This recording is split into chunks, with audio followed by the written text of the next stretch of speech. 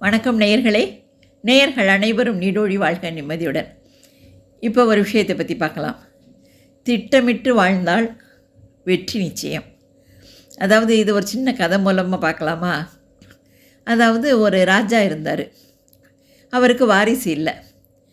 அதனால் அவர் ஒரு உயில் எழுதி வச்சுட்டு போயிருந்தார்.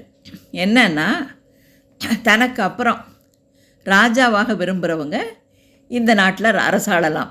ஆனால் 5 வருஷம் கழித்து அவரை கொண்டு போய் காட்டில் விட்டுறணும் அப்படின்னு எழுதி வச்சுருந்தார். உடனே எல்லாருக்கும் ராஜாவாக வர ஆசை. ஆனால் 5 வருஷம் கழித்து காட்டுக்கு போகணுமே, காட்டில் விலங்குகள்லாம் நம்மளை அடித்து கொண்டுரும், இது எதுக்கு அப்படின்னு சொல்லிட்டு யாருமே முன் வரல.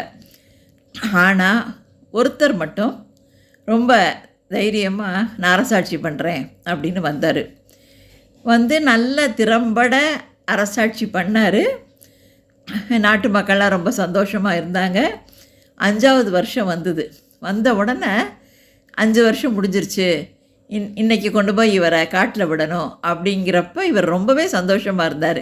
அப்போ எல்லாரும் கேட்டாங்க, எப்படி இன்றைக்கி நீங்கள் காட்டுக்கு போக போகிறீங்க?